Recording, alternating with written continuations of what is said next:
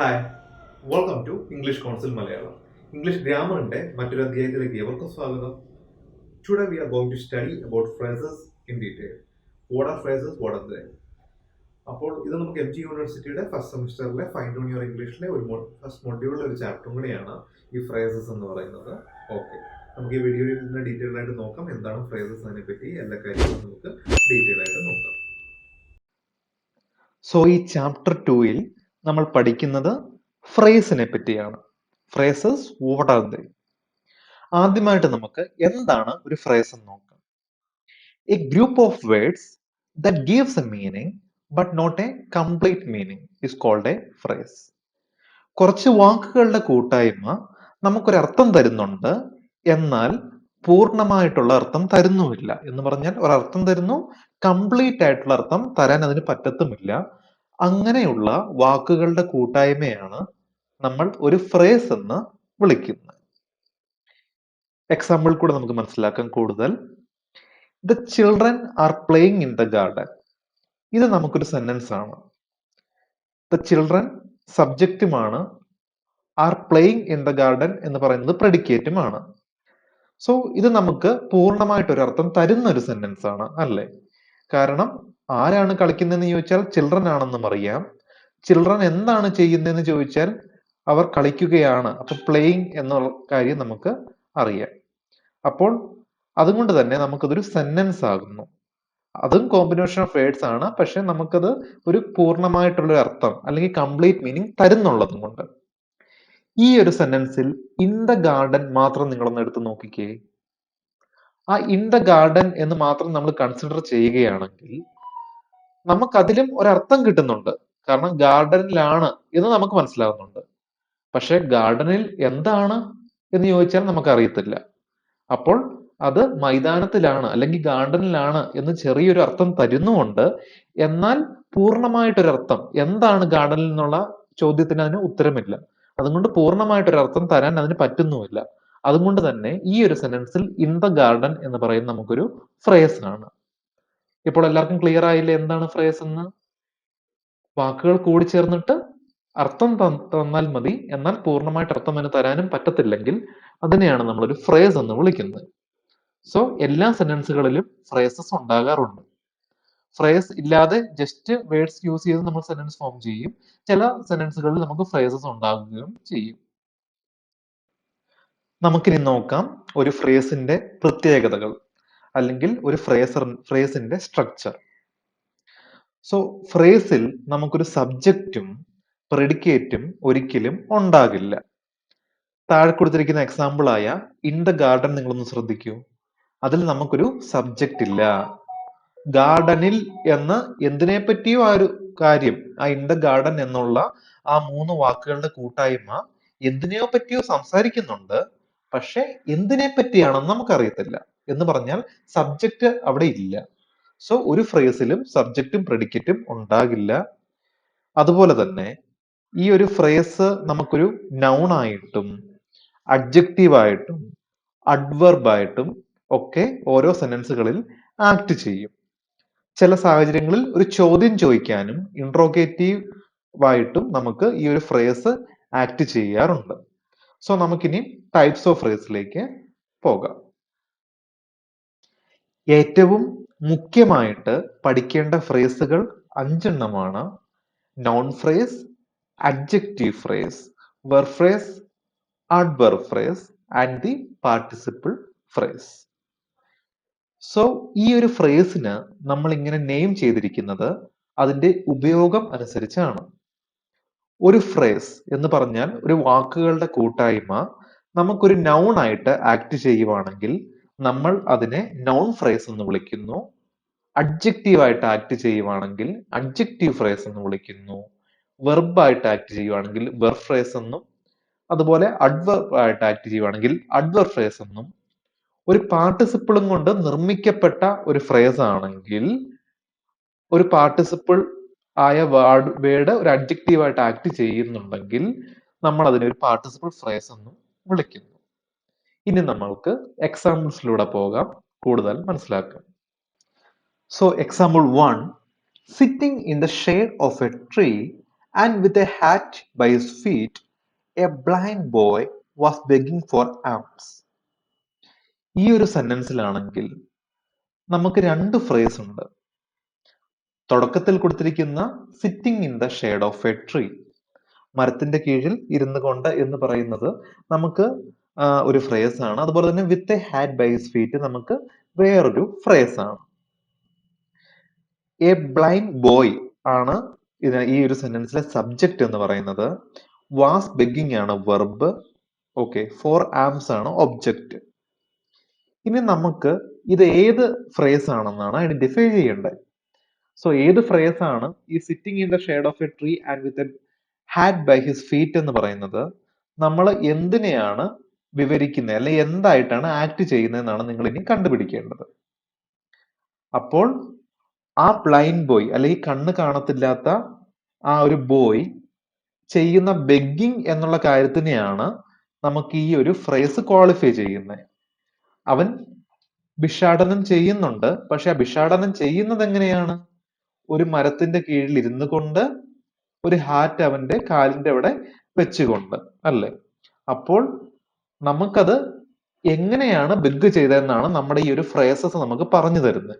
അതുകൊണ്ട് തന്നെ നമുക്ക് ഒരു വെർബിനെ ക്വാളിഫൈ ചെയ്യുന്ന ഫ്രേസസ് ആയതും കൊണ്ട് തന്നെ നമ്മൾ ഇതിനെ ഒരു അഡ്വർബ് ഫ്രേസ് എന്നാണ് വിളിക്കുന്നത്.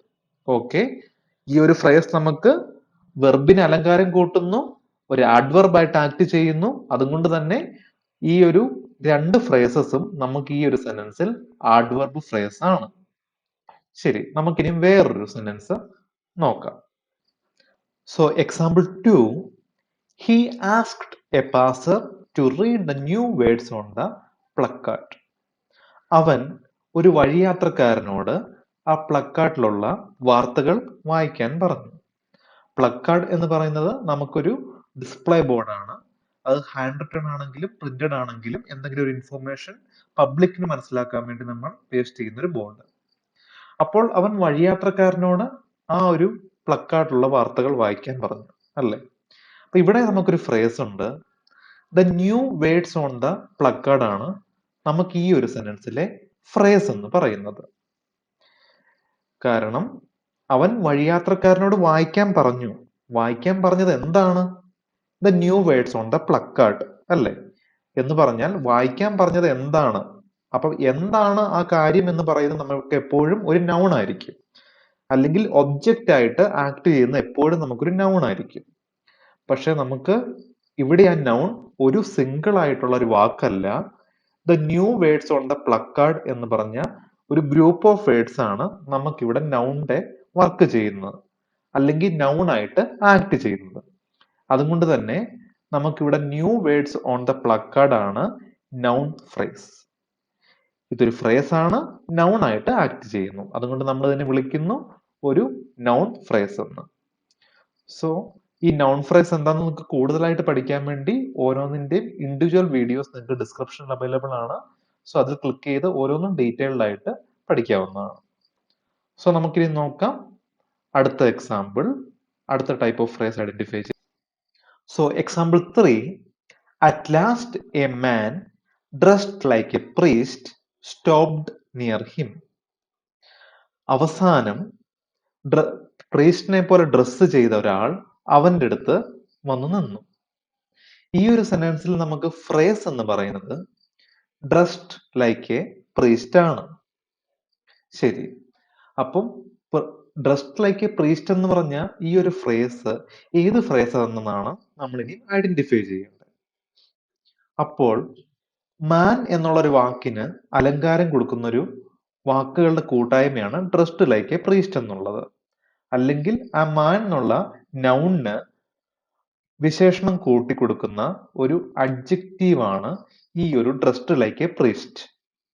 ഇതിപ്പം ഒരു സിംഗിൾ വാക്കാണെങ്കിൽ നമ്മൾ അഡ്ജക്റ്റീവ് എന്ന് വിളിച്ചേനെ. പക്ഷെ ഇത് ഒന്നിൽ കൂടുതൽ വാക്കുകൾ ഉള്ളത് കൊണ്ട് നമ്മൾ ഇതിനെ വിളിക്കും ഒരു അഡ്ജക്റ്റീവ് ഫ്രേസ് എന്ന്. ഈ ഒരു അഡ്ജക്റ്റീവ് ഫ്രേസിനെ നമുക്ക് റിലേറ്റീവ് ഫ്രേസ് എന്ന് വേണമെങ്കിലും വിളിക്കാം. അഡ്ജക്റ്റീവ് ഫ്രേസ് എന്ന് പറഞ്ഞാലും റിലേറ്റീവ് ഫ്രേസ് എന്ന് പറഞ്ഞാലും നമുക്ക് ഒന്ന് തന്നെയാണ്. So dressed like A priest is the adjective phrase here. നമുക്കിനി അടുത്ത എക്സാമ്പിൾ കൂടെ അടുത്ത ടൈപ്പ് ഓഫ് ഫ്രേസ് നോക്കാം.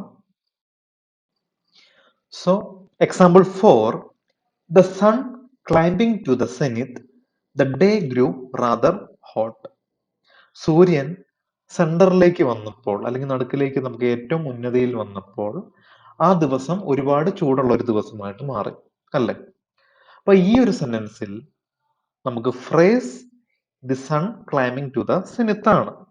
ഓക്കെ, അപ്പോൾ ഈ ഗ്രൂപ്പ് ഓഫ് വേർഡ്സ് നമുക്കൊരു ഫ്രേസ് ആണ്. ഇത് ആക്ട് ചെയ്യുന്നതോ എന്തായിട്ടാണെന്നാണ് നമ്മൾ ഇനി അടുത്തത് നോക്കട്ടെ. ഇതിൽ മാത്രം നമുക്കൊരു വ്യത്യാസമുണ്ട്.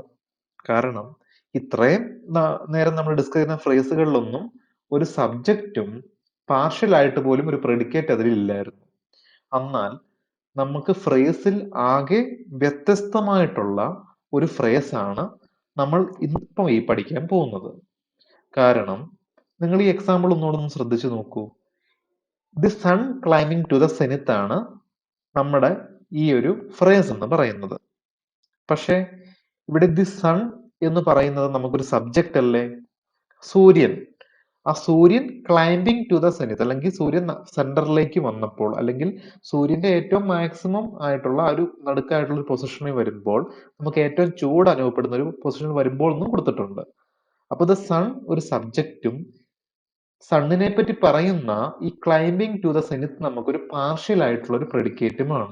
ഓക്കെ, പക്ഷെ സൂര്യൻ സെന്ററിലേക്ക് വന്നപ്പോൾ എന്ന് പറഞ്ഞാൽ അല്ലെങ്കിൽ സൂര്യൻ അത്യുന്നതി അല്ലെങ്കിൽ സൂര്യന് വരാൻ പറ്റുന്ന ഏറ്റവും ഹയസ്റ്റ് പോയിന്റിലേക്ക് വന്നപ്പോൾ എന്നാണ് അതിന്റെ അർത്ഥം.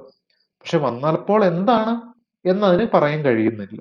അതുകൊണ്ട് തന്നെ നമുക്കിതൊരു ഫ്രേസ് ആണ്. നമുക്ക് ഒരിക്കലും ഇതൊരു സെന്റൻസ് ആയിട്ടോ ഒരു ക്ലോസ് ആയിട്ടോ ഒന്നും മാറുന്നില്ല. സോ ഇങ്ങനെ സബ്ജക്റ്റും ചെറുതായിട്ടൊരു പ്രെഡിക്കേറ്റ് രൂപവുമുള്ള പാർഷ്യൽ ആയിട്ടൊരു പ്രെഡിക്കേറ്റ് രൂപവുമുള്ള ഒരു ഇതിനെയാണ് നമ്മൾ വിളിക്കുന്നത് ആബ്സല്യൂട്ട് ഫ്രേസ് എന്ന്. എന്താണ് ആബ്സല്യൂട്ട് ഫ്രേസ്? ഒരു സബ്ജക്റ്റും പാർഷ്യൽ ആയിട്ടൊരു പ്രെഡിക്കേറ്റും ഉണ്ടാകാം, എന്നാൽ അതിന് ഒരു പൂർണ്ണമായിട്ടുള്ള ഒരു അർത്ഥം തരാൻ കഴിയത്തും ഇല്ല. അങ്ങനെയുള്ള ഫ്രേസുകളാണ് നമുക്ക് ആബ്സല്യൂട്ട് ഫ്രേസ് ആയിട്ട് ഉള്ളത്.